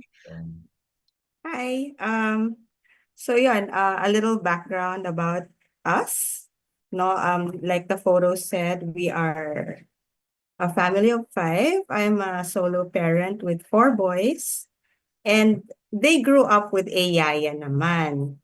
However, noong pandemic, umuwi siya sa kanila, and we had to fend for ourselves, basically. And to support the family, I kept working. So my 4 boys took on the responsibilities sa bahay. So meron akong designated na tagalaba, meron akong tagalinis. Etong si Alejandro, my youngest, he is in charge of the laundry and the dishes. Tapos may isa akong anak na nagluluto. So up to now, and bumalik na si Yaya sa amin. She has been with us for 13 years. Pero the boys, they still help out. Kasi medyo senior citizen na rin si Yaya. Alright, maraming salamat po, Miss Maan, for that one. And let me also ask, your son as well, how is it naman po? How is it actually, working or sharing the care work in your household? It was kind of hard at first. I didn't really do it. I didn't do anything before. I had Yaya after all, but it was easy when you just started doing it. Mhm. It just, just stopped complaining, just did it. That's it. Yes. Mhm. Thank you so much for that one as well. Why did you actually wanted to help the household? Yeah, I think. I always feel a little guilty when I don't do something, Mm, like a little voice, like, yeah, you have to do something. And yes. my mom's always busy. She's always like typing in her room always. So yeah. Yeah, It's their way indeed. of helping me out because they Yeah, know so I'm very busy. I have to be the mhm. breadwinner. So that's their support for me. Yes, indeed. Thank you so much for that one. I really appreciate the thing that we are sharing right now, no, na it's not limited to only our husband, our partner, but at the same time distributed as well to our sons or family or daughters as well. Okay, so let me ask another question for the our panelists and of course Miss Maan as well. I'd like to ask, kailan ba dapat or paano ba mamumulat ang families 'no, sa gender role sa loob ng bahay? Paano ba dapat natin ito pag-usapan? Let's with, Prof. Weng. Okay, sige. Sa akin as early as possible. No?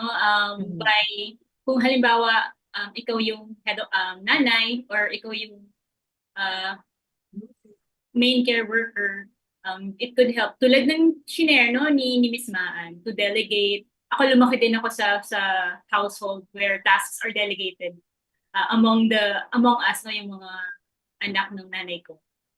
But also through the different institutions din dapat.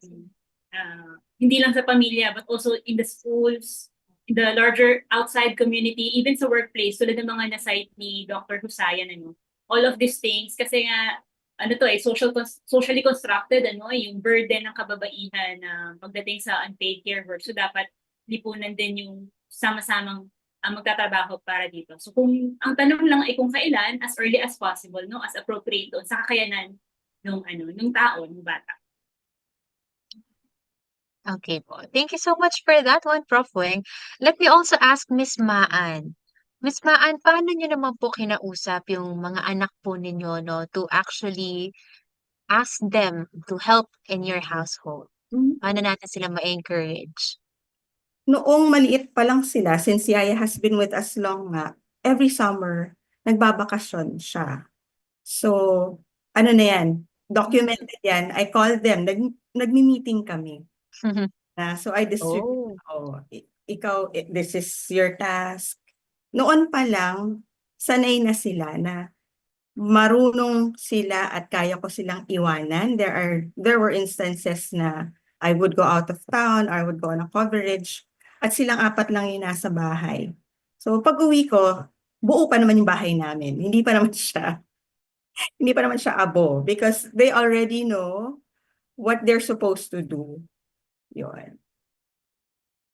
Okay, thank you so much for that one, Miss Maan. And let me also ask our speaker, Dr. Husayan.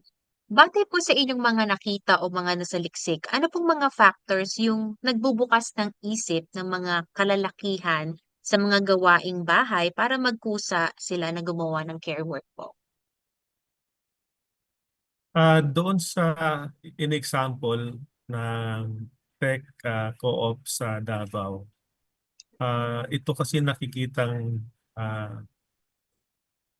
ng HR na marami ang mga kababaihan na nagkaroon ng leave of absence or di kaya late sa trabaho.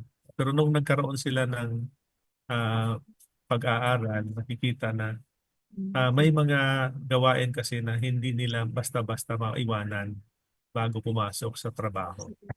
So sa mga kalalakihan na na-involve dito sa pag-uusap, ay na-realize yung pangangailangan na pag-support. So dito ngayon sa sa isinusulong na National Care Economy Policy Framework, doon sa mga consultations na ginawa namin, may mga kalalakihan din doon na nagiging bahagi sa consultations. Nagkaroon ng mga realizations din sa bahagi din ng kalalakihan. Dahil sa ngayon naman, hindi lang naman ang kababaihan ang gumagampanan lang ng care work. Kasi mayroon na rin mga ano tayo na natanggap na mga balita.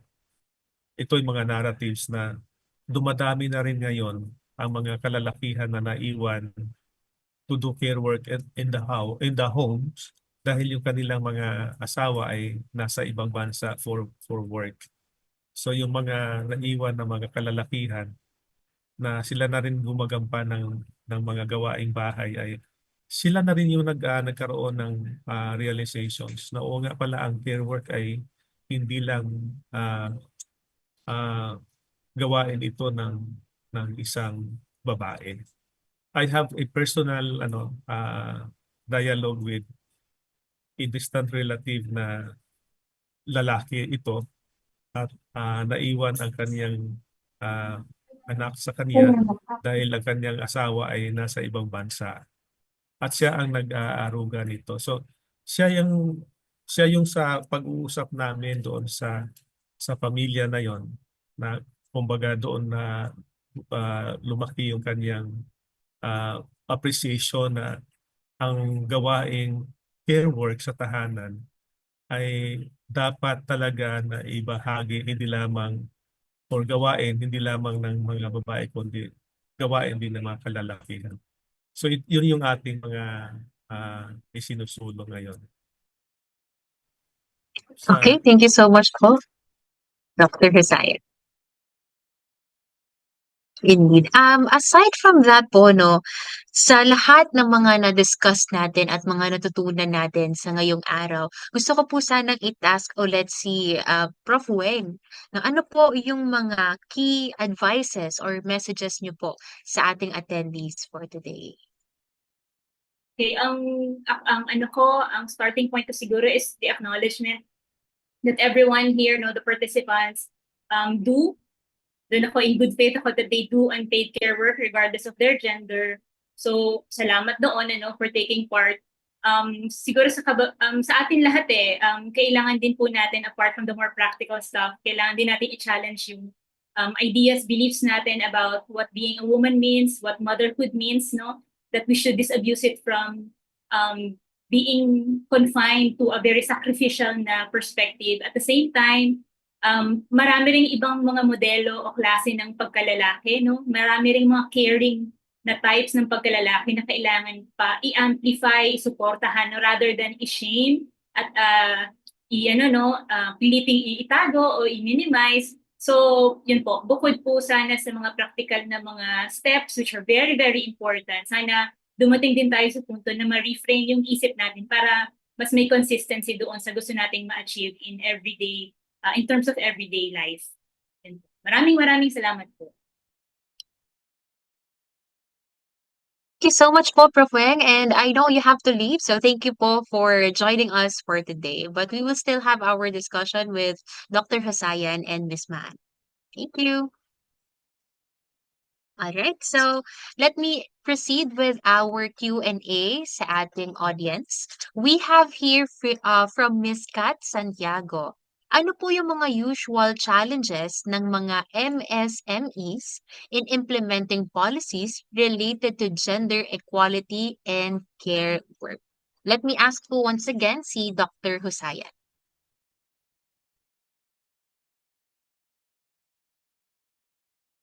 Sorry, nakamute pala ako. Yes po. Thank you for that question. Mahalaga yung tanong na yan. Ang kalimitan kasi yung mga SME, ito yung mga maliliit pa lang sila, no? So much as they wanted to provide sana yung mga facilities for halimbawa breastfeeding area for their employees, yung limitation nila, yung una, yung limited space and financial capability to provide these facilities or infrastructure na mga dapat mayroon ang kanilang workplace. At isa pa yung support din siguro from the local government units, for example. May mga initiative ang ibang LGU na karoon ng isang common facilities for public breastfeeding area or ganon. Pero ito naman ay hindi siya ganon ka-accessible sa mga MSMEs. Yun yung isa sa mga challenges na nakita nila. And yung nga, una dahil sa kakulangan din nila ng resources.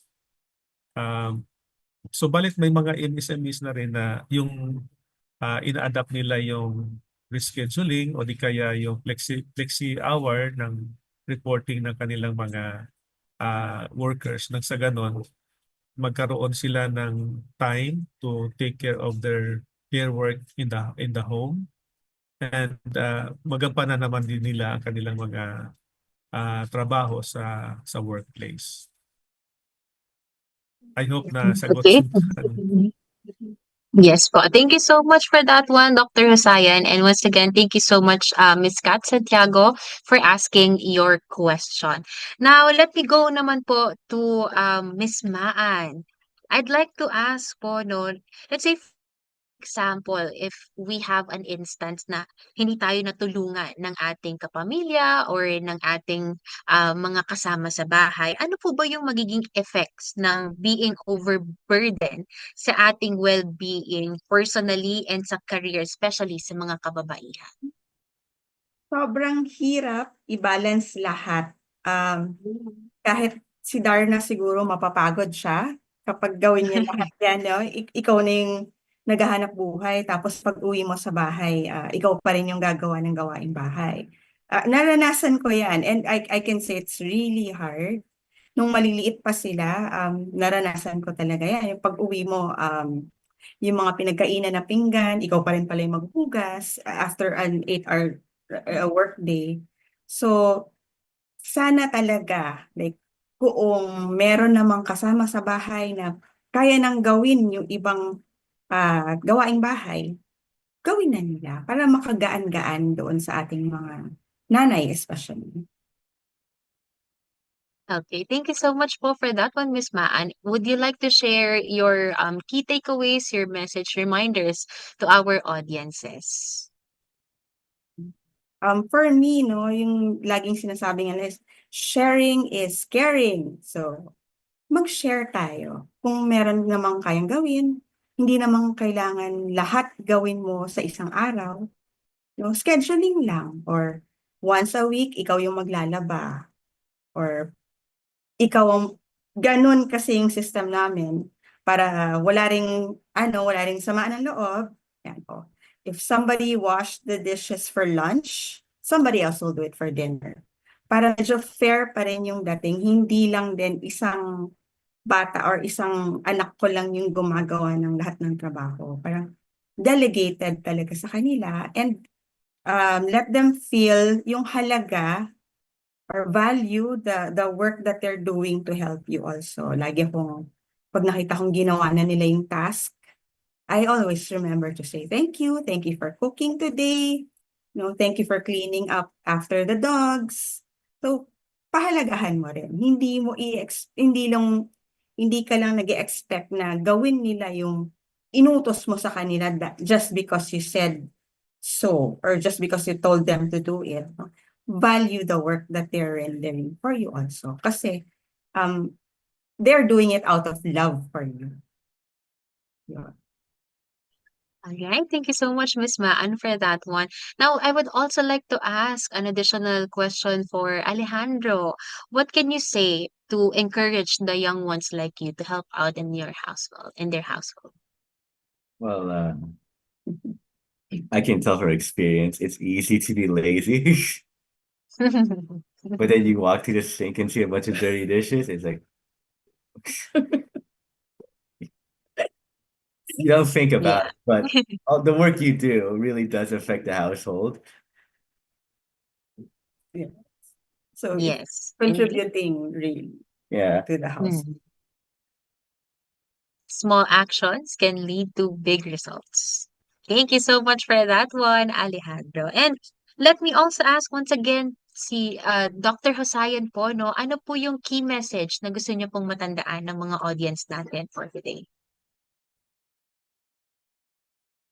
Sa bahay, ganito yung aking ginagawa kasi lahat kami ay working na. So we have three no longer children but adults, and they are all working. My wife is also working and I'm also of course working. So ang ginagawa namin sa bahay, pagdating may kanya-kanyang ginagampanan. So habang siguro isang magandang opportunity during dinner kasi yun yung panahon na nagkakasama-sama kami. So during dinner, habang kumakain, lang, casual na usapan, bukas sino ang diyan, sa weekend, sino ang magluluto, sino ang maglalaba, sino ang maglilinis. So mayroon ng ganyang usapan. So minsan nakakaligtaan ng mga kasama sa bahay, so kailangan mo lang paalalahanan. Hindi kailangan idaan sa mainit din ng ulo kasi nasasaktan din sila kasi sabi, mama naman nag-work naman ako eh. Hindi naman sa pinabayaan ko yung inuutos mo, pero pagod na rin ako, nag-work din kasi ako. What I wanted to say to our audience is that ang care work talaga kapag hindi siya na ibahagi o hindi siya na i-distribute, nakaka-stress talaga, lalo na kapag working ka na at mayroon ka pang ibang mga alalahanin kasi minsan sa work pa lang stress ka na. Pagdating mo sa trabahong bahay, nadadagdagan pa, and then nandoon yung mga kasama mo sa bahay na aligaga ka na sa ginagawa mo, ang iba ay wala namang ginagawa, walang paki, kumbaga. Nangyayari yan sa mga tahanan. So yun yung siguro titingnan natin, lalo na doon sa mga kabataan na participants natin ngayon. Be sensitive. Tingnan ninyo ano yung nangyayari sa paligid ninyo. Pansinin ninyo yung inyong mga caregivers dyan o care workers yung sa tahanan. Usually nanay yan o di kaya ate yan o di kaya kapatid ninyong nakakabunsong kapatid na babae. Kung lalaki kayo, makakatulong kayo. Pwede nating tulungan.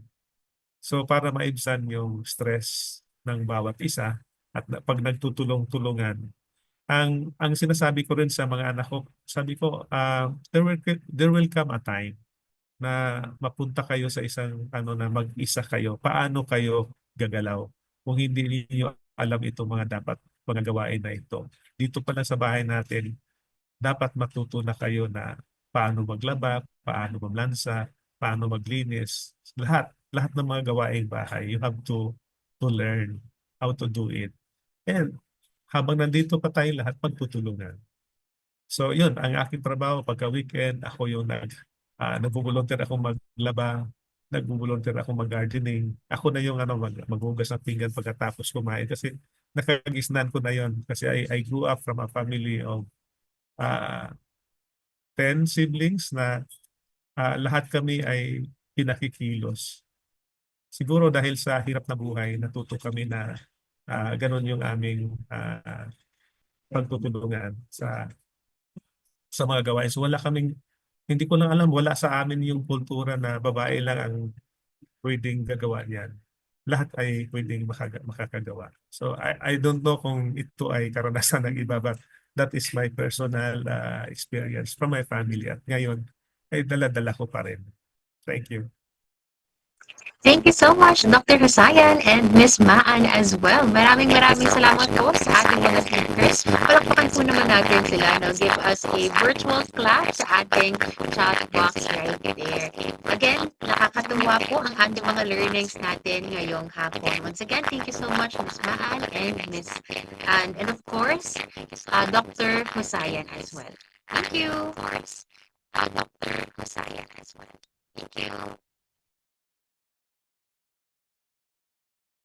Ayan, I believe, no, napakarami nating natutunan for today. Kaya naman hindi natin palalampasin ang oras na ito para marinig naman natin ang ating mga audience kung sino-sino dito ang mga gustong mag-volunteer ng kanilang mga natutunan. I-share nyo naman sa amin yan. Sino ang pwedeng mag-raise ng kanilang hand dyan para makita natin kung sino ang willing mag-share sa atin ngayon. Meron tayong prizes for today. Ayan, we have Miss Ain. Okay, just raise your hand. Ayan, para makita namin kayo agad. Yan, just raise your hand para makita namin kayo agad. Meron bang willing mag-share? Tingnan natin. May prizes kayo if you are willing to share. But if not naman, it's okay. No? Marami tutunan for today at alam naman natin yan sa ating mga sarili. So congratulations po and once again, thank you for actually listening to a lot of our learnings for today. Again, ang dami nating mga sigurong na notes ngayong araw na ito, no? Napakamalaman kasi ng webinar natin ngayon at sana marami kayong natutunan at napulot ng mga bagong impormasyon na makakatulong sa pag-asenso at paano natin apply ang ating mga learning sa hapon na ito sa ating bahay at sa ating buhay. Okay? So, ngayon, syempre, bago tayo mag-closing, I'm sure na ito na ang pinaka-iniintay ng lahat, no? Ang ating pa-raffle. Yes.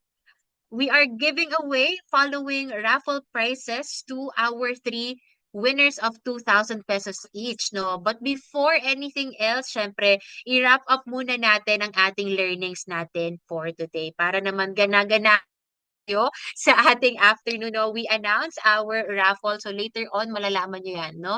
And malalaman natin kung sinong winners natin for today. Okay, so just to wrap everything up, no? We have one of the key learnings talaga that we can remember ay mula kay Prof. Weng, mas nabigyan tayo ng alam, no, sa mga iba't ibang karanasan natin sa ating mga buhay-buhay bilang isang babae. Aside from that, makikita talaga natin yung mga pinapasa, no, ng mga kababaihan sa kanilang bahay at mga matututunan, yung mga pwede nating hindi lamang yung mga kababaihan dapat ang nag-a-act or nagbibigay ng care work, no, sa ating mga bahay. Gayun din, malaking tulong na magbigay ng polisiya tungkol sa ating mga care work at mabigyang pansin at halaga ang mga ito. Okay? At mula naman kay Sir Mac, nalaman naman natin na ang care work ay hindi pala siya issue lang sa bahay, kundi itong pambansang issue, no? Pambansang issue talaga siya na pang-ekonomiya rin. Natututunan natin na kapag may suporta ng polisiya, ng tamang polisiya patungkol, no, sa ating care work, ay meron tayong makikita talaga na difference, no? May pagbabago tayong makikita. May patas ang gampanan sa care work sa bahay, mapalalaki man, babae, anak ka man, kapatid, lolo, lola, magulang o bata. No? Panalo ang lahat, mas masaya sa bahay at mas nagiging produktibo sa trabaho, mas malaki ang makikita din natin sa ating mga negosyo. Ayan. So, once again, I do hope, no, na talagang naalala natin at nakapulot tayo ng matinding aral sa ating webinar session for today. And aside from that, syempre, hindi ko na isa sa mga kinaabangan pa natin, ang preview ko kanina, ang ating raffle session for today. So we are giving away the following raffle prizes to 3 winners of 2,000 pesos each. Now, tingnan na natin kung sino ang maswerteng mananalo sa ating Wheel of Names. Tingnan natin.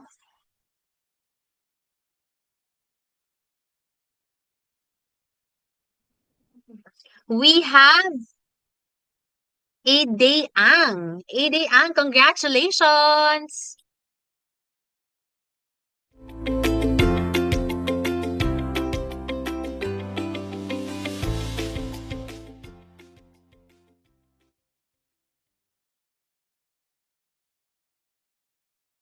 Miss Hannah Viñas. Hannah Viñas, congratulations! Another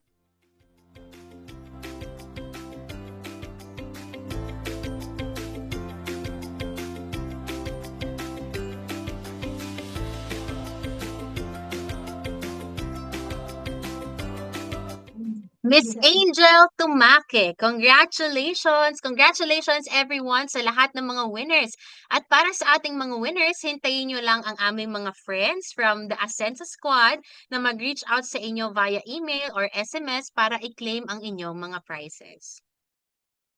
Maraming salamat sa lahat and thank you to everyone who made this webinar possible. Ang Oxfam Pilipinas, Investing in Women, Philippine Commission on Women, our speakers at syempre ang buong Asensa Squad. Sana ay nag-enjoy at na-inform kayo sa webinar na ito and we have more activities lined up, so please keep checking our Facebook group. Feel free to invite your family, your friends at mga co-workers sa group na. Have a great afternoon and bye!